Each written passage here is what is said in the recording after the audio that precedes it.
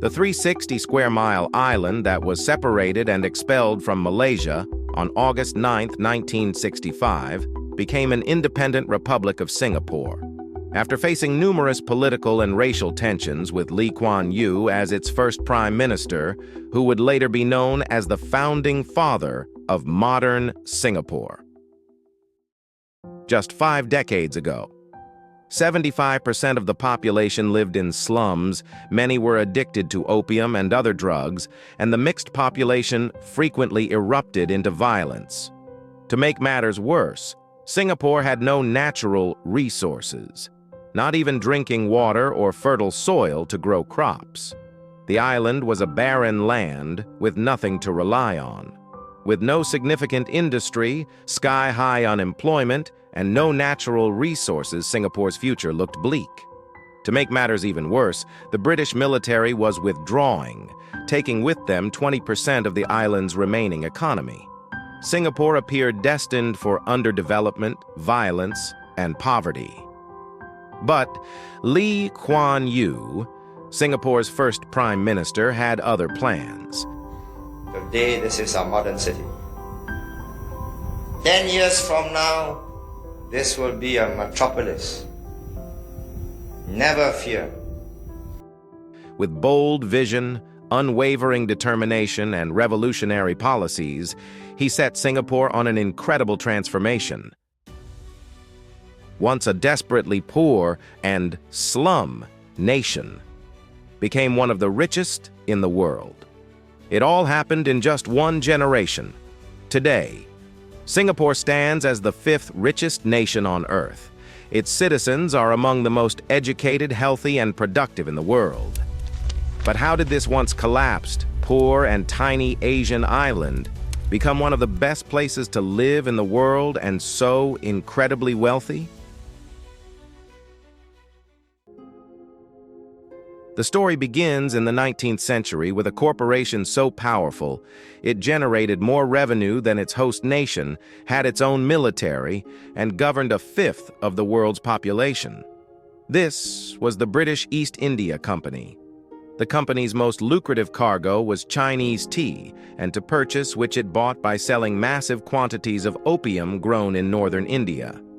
This trade has to pass through the narrow Malacca Strait, making it the company's most profitable route, contributing 50% of its revenue. To protect this vital route, the company needed its own port in the region. However, the naval superpower Dutch had a stronghold here, monopolizing the trade for 2 centuries and deterring any competition. Sir Thomas Raffles, a tenacious company official who defied company policy and sought to establish a port on a sparsely populated island. Situated at the strategic tip of the peninsula, Singapore's location was perfect for setting up a bustling trade hub. In a historic twist of fate, after some diplomatic maneuvering in Europe, the Dutch stepped aside, allowing the British to claim the territory. But Singapore wasn't destined to be just another port. To attract traders away from other established ports in the region, Singapore was declared a free port, meaning no taxes on business or port activities. This was a game changer. The word spread quickly, and in just 4 years, merchants from China, Malaysia, India, and Middle East flocked to this new haven. The opening of the Suez Canal in Egypt turbocharged this growth, cutting 5,000 miles off the journey from England to China, dramatically reducing costs and boosting shipping demand. As Singapore's significance skyrocketed, it was officially declared a crown colony of the British Empire in 1967. Around the same time, the introduction of rubber trees in Malaysia and the surging global demand for tin rubber further made Singapore's role as a critical port on the way to China. Resources were gathered from the Malay Peninsula to Singapore, where they were processed and shipped worldwide. Despite having no natural resources of its own, Singapore thrived through a unique economic relationship with Malaysia.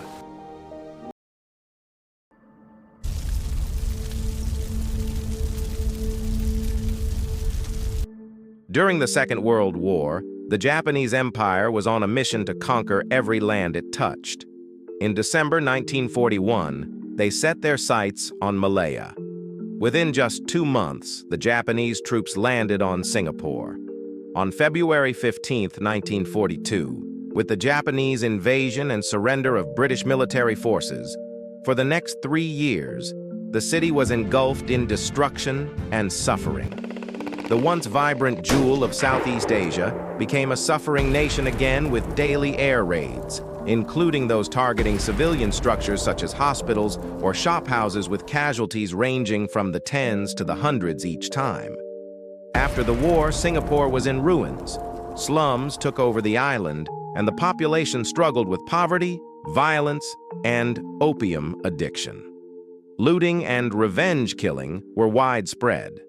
Much of the infrastructure had been destroyed in the country, including electricity and water supply systems, telephone services, as well as the harbor facilities at the port.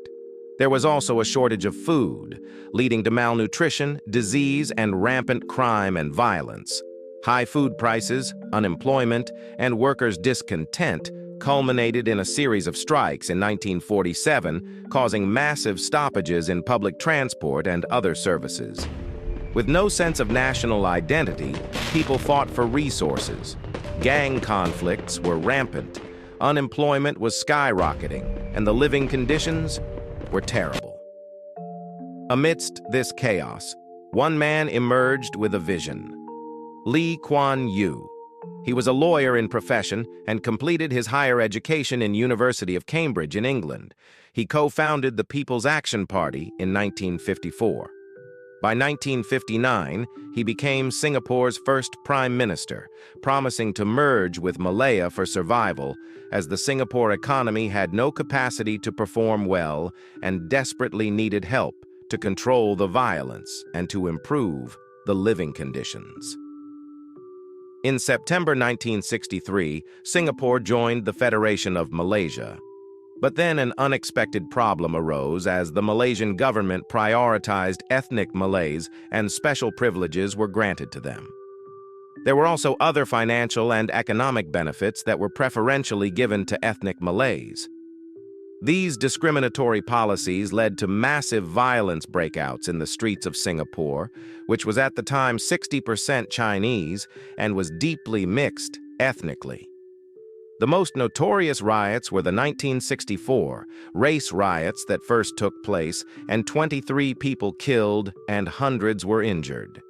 With all these social unrest and conflicts of the economic agreements between the Singapore and Malaysia, the Malaysian Prime Minister decided to expel the Singapore from the Federation with no other alternatives.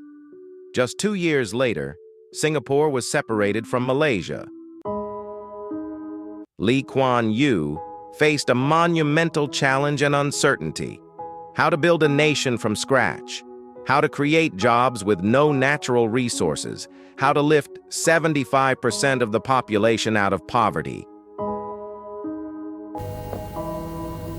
You see, the whole of my adult life,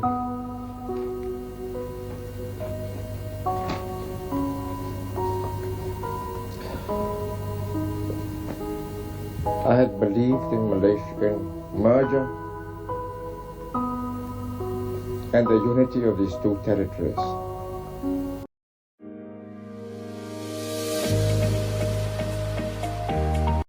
With facing all these challenges, Lee Kuan Yew decided to change the fate of his failed and broken nation into a developed modernity, even if it meant ruling with an iron fist. His first challenge was to overcome the social unrest. To bring order, Lee Kuan Yew took a hard-line authoritarian approach. Individual freedoms were severely limited, free speech was banned, and political opponents were jailed without trial. Severe punishments were put in place for rioting, violence, and drug use. Even chewing gum in public could get you caned. Speaking out against the government could lead to being sued into bankruptcy. These harsh measures were controversial, but they worked. Violence decreased, and the city began to stabilize. Singapore's first prime minister had a bold plan that would lead to what many call an economic miracle. The most pressing issue was the housing. Back then, a staggering 75% of Singaporeans lived in temporary structures with no plumbing. Imagine that one of the largest slum populations on Earth. Lee knew something had to be done, so he instituted a controversial law that allowed the government to buy land cheaply. With this land, the government built row after row of affordable housing. It wasn't easy, and not everyone agreed with the approach, but it worked. Today, those efforts have paid off. Singapore now boasts one of the highest home ownership rates in the world, and the quality of living has skyrocketed. Singapore's visionary leader, he had a brilliant idea. Let's help people buy their own homes.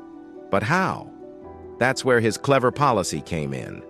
Lee introduced a system where people could buy apartments at super low rates. But there was a catch. Everyone had to save a chunk of their income first. This saving plan was called the Central Provident Fund. People saved up 25% of their paycheck, and employers added another 25%. Over time, this made Singaporeans the top savers in the world. The result was a huge win.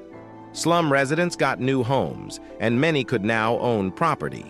In 2024, about 90% of Singaporeans live in homes they own, homes built by the state. But Lee knew that building homes alone wasn't enough. Singapore needed jobs and a strong economy.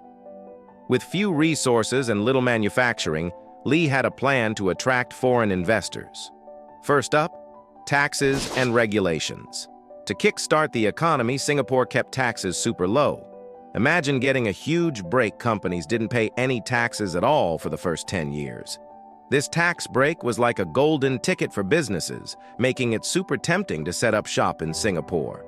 To keep wages competitive and make sure businesses could always find the best deals, Lee Kuan Yew took a bold step.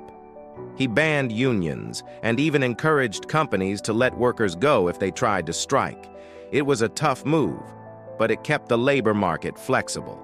Next, the government poured money into building amazing infrastructure roads and industrial zones. These new industrial zones were like giant playgrounds for businesses, ready to grow and expand. Singapore also turned its attention to exports. The government rolled out policies to help businesses sell their products around the world. By focusing on exports, Singapore tapped into global markets and boosted its economy even more.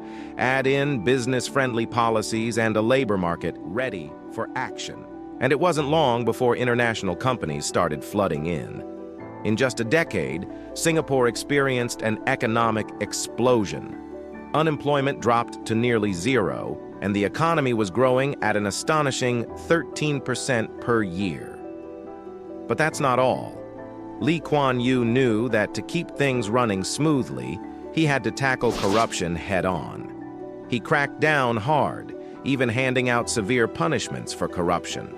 This included sentencing those suspected to death. And to top it off, he offered some of the highest wages in the world for government officials. This made corruption a lot less tempting. As a result, Singapore became one of the least corrupt countries in the world. This meant policies were implemented more effectively, investors felt confident, and the economy kept soaring. But Lee didn't want Singapore to just be known for cheap manufacturing. He had bigger dreams. His goal was to shift the focus towards innovation and advanced industries. By building a foundation of strong policies and attracting global investments, Singapore set the stage for a future filled with high-tech innovation and economic diversity. Lee Kuan Yew understood something crucial. The real treasure of Singapore was its people. So he invested heavily in developing human capital, basically making sure people had the skills they needed to succeed. He started by setting up technical schools and even paid foreign companies to train workers. This meant people were learning the latest skills and becoming experts in their fields. But that's not all. Lee also knew that keeping people healthy was key to productivity. So he built state-of-the-art hospitals and ensured everyone had access to health care. As the workforce got more skilled and healthier, specialized industries started moving in. These industries offered higher wages, which meant more savings for workers and a bigger budget for the government. This loop of investing in people, increasing productivity, and reinvesting in education created a cycle of growth. Higher skills led to better jobs, which led to more savings, more investment, and even more growth. By the 1980s, Singapore wasn't just about cheap manufacturing anymore. It had expanded into high-value industries like petrochemicals, pharmaceuticals, advanced computer components, and shipbuilding. Singapore's financial sector was booming. It acted as a crucial bridge between American and European markets, catching the wave of economic growth in Asia. This rise was perfectly timed with many Asian nations experiencing rapid growth. Singapore became the logistical and financial hub for foreign investments flowing into the region. Back in the day, Singapore didn't have wealthy entrepreneurs with big capital to compete globally. So Lee Kuan Yew had a brilliant idea: create powerful state-owned enterprises. He brought together talented civil servants and international business experts to set up key industries like Singapore Airlines, steel, iron, and chemical manufacturing. With low corruption, Lee's willingness to close unprofitable ventures, and the absence of unions to keep costs down, these companies thrived. These well-run businesses became highly successful, boosting Singapore's economy and making it famous, and that attracted more foreign investors. By the 1990s, things were evolving. The government began to privatize some of these profitable companies. They even gave Singaporeans special rates to buy shares. The revenue from privatization was wisely placed into a sovereign wealth fund. This fund was then used to further improve healthcare, infrastructure, and education. Today, Singapore is a global powerhouse. It operates the world's second-largest port, is one of the easiest places to do business, and attracts the third highest foreign direct investment.